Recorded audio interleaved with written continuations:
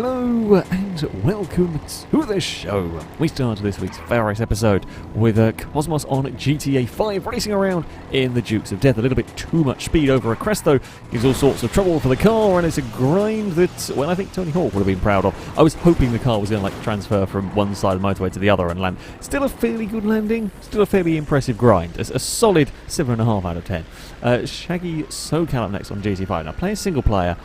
Try and take over the crop duster at a weird place. The thing is, the game has other ideas. So this is one of the random spawning police chases that go on, happens to get in the way. They get out to have a firefight, the AIs freak out, tractor behind, pushes the plane into a wall, the plane loses a wing and then promptly explodes. It's just not the place you want it to be with an aircraft.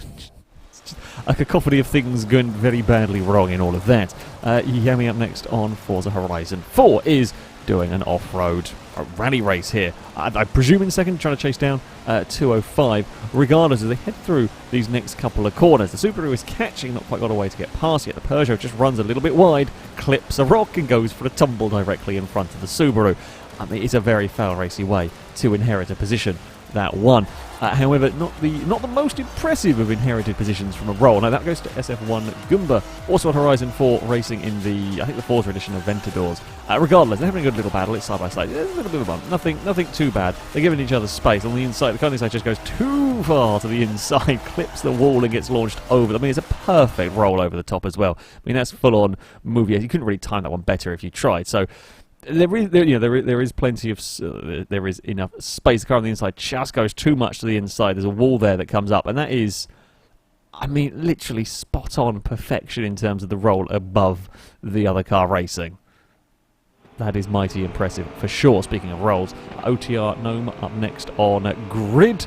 Now watch in the distance for the AI cars.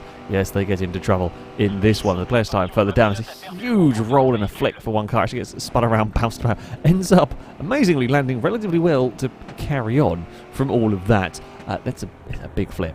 It's a big flip indeed. We move next to Euro Truck Simulator 2. Now, we've all done this when playing the game. You're carrying too much speed when you head up a slip road. Yes, just a little bit. You can see it happening. It's just a little bit too fast for the truck. They're desperately trying to get it to turn, but of course it's going to tip and dip and dip and dip and not quite fall over.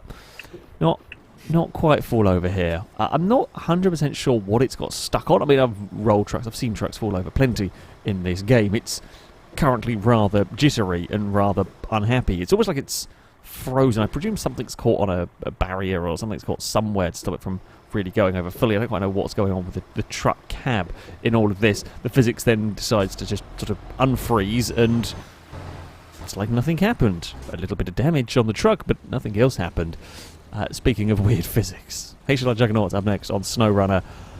So, you will notice, first of all, the trailer's acting funky, but the other person's truck is not good, shall we say. Something is going on with it. It looks like, it looks like the chassis is glitching out and freaking out over there.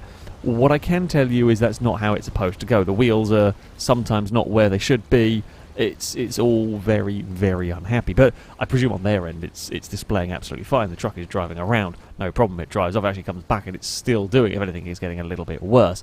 The thing is, well, glitchy physics ball like that, when it comes into contact with non-glitchy physics ball, well, it makes a second glitchy physics ball. We don't really see much of Juggernaut's truck in this because it's disintegrated.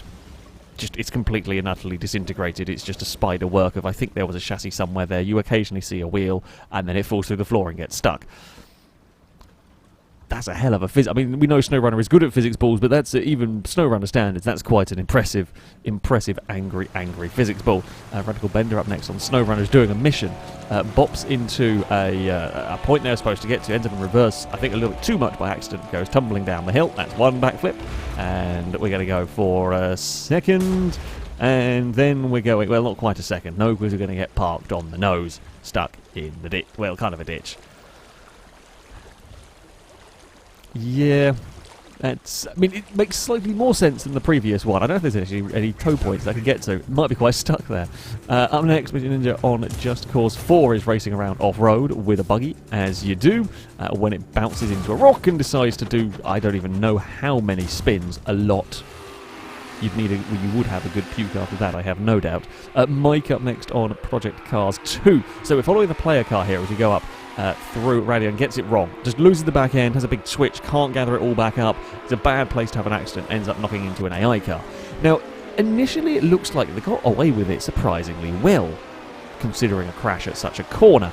However, the AI is not so good at avoiding a crash. I think the car that got punted ended up just very slow in the middle of the track and no one could really deal with it. So this is on board with a different AI car further back. That actually does do a really good job of avoiding all of the mess. So we see the initial spinner off to the left here and everyone's trying to sort of check up and deal with this. The car we're riding on board with dodges the first lot, is stuck behind. There's a wheel got flung forward, there's cars spinning on the grass, more cars getting flung around, more cars losing wheels.